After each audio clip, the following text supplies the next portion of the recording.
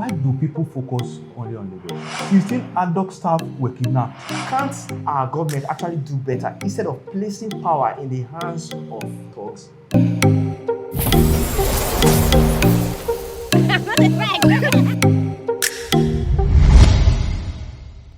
The just concluded governorship election in Lagos State brought about a lot of report about voter intimidation in the state. And then the commissioner of police of Lagos State said something. He said there was no voter suppression in Lagos, that nothing like that happened. And if anything like that happened, the East men were able to handle it. Yeah. I think I heard about the news because I read it online, and I also checked it on Kugjaymedia, and I saw something like that on Kugjaymedia.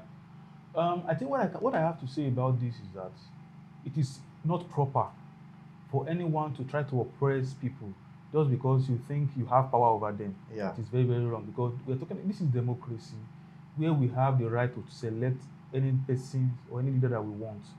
So for someone to come out in public and to try to intimidate others is a very bad move, Yeah. which I don't agree to. You understand? But one thing I also saw about, because I saw Fast dropped something on his Instagram. He was talking about like you were not re-elected. It was after the declaration of Sanwo as Sanwo-Olu governor. as governor. So some persons came out and reacted. They said you were not selected. Everybody saw it unfold. You are only deceiving yourself. You know, statements like this shouldn't actually happen as well, because these are the things that can bring division. You understand? It has happened. For me, I want to believe that Sanwo-Olu was elected. Yeah, talking about division, the Labour Party governorship candidates openly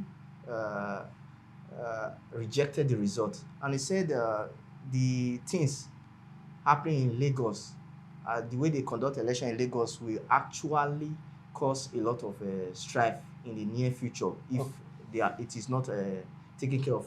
Thank you very much for this your input. Now, one thing I want our people to know is that why do people focus only on Lagos? Why? See, both intimidation or oppression or this thing happens everywhere in the country. Okay, let me give you an example. On Saturday that we had that governorship election in Imo State, 16 adult staff were kidnapped. That is even so strong and so scary than even intimidation, but nobody is talking about it. I think what most people just want is this. People just want a free and fair election where there will be no no casualties, no voter intimidation wherever. We want free and fair election, but we should know that for us to have free and fair election, it should be across the country, not in a particular region. People are too focused in this area. I don't know.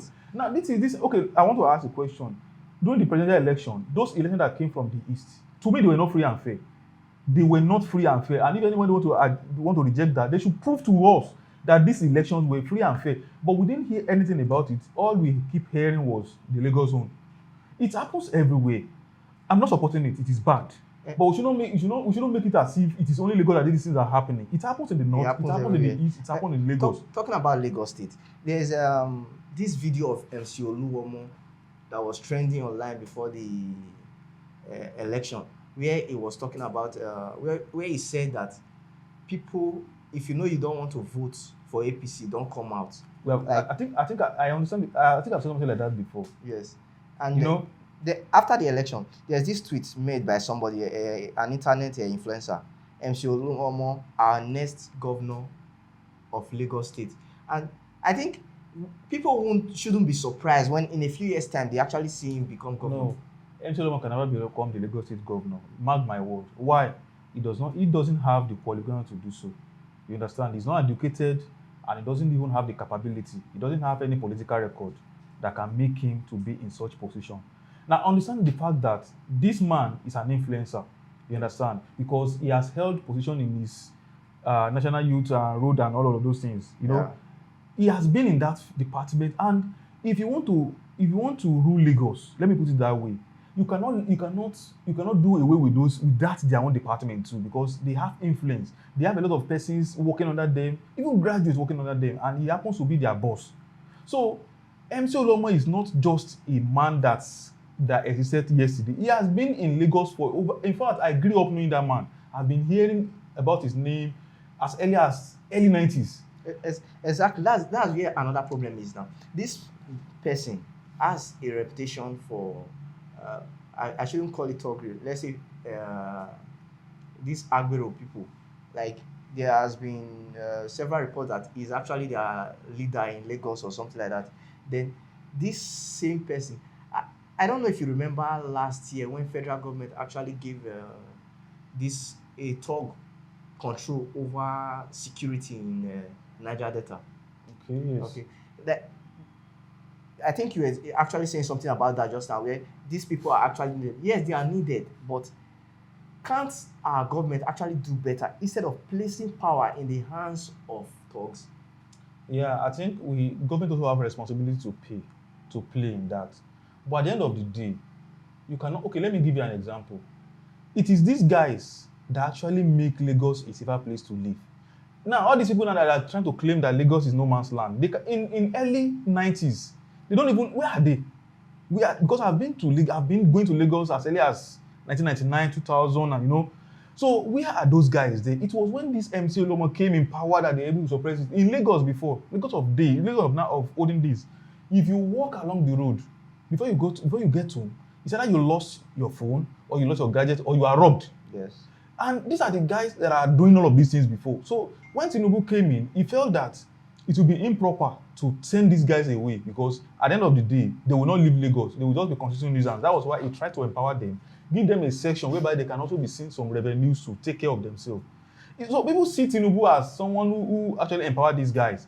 But you should know that if you think the only person that are eligible to be empowered are the literate people, when you empower the literate people alone, the illiterates will not allow them to enjoy their wealth. That's it's true. As simple as that. And this analogy now, you make it seem like he controlled the situation. Who? Tinubu, by bringing them together, he controlled the situation of talking. Of course, he was able to curb them because then they were doing it. Now, for example, now if anything happens now, you know who to hold responsible. Yeah, that's true. Now, if MC Olomo is in charge of Oshodi and a case of robbery happens, he can quickly go to him and ask him, why is this happening in your territory? Exactly. And because this will be linked to all those road transport workers. You understand? Before, there are always cases of people coming to rob with a particular bus, even seeing the number and maybe seeing the what's it called, the paints. Lagos have this unique painting for their cars. So people will come and report to the government like, okay, there's something happened in a particular area, and they saw the kind of vehicle that came for that incident. But with this idea of empowering these guys, let them supervise what happens in the community. If such case happens, these people will easily fix those things out. You understand? So we shouldn't look at it as if they empower the illiterate just like to control the illiterate. No, it is just a way of making sure that the society is balanced.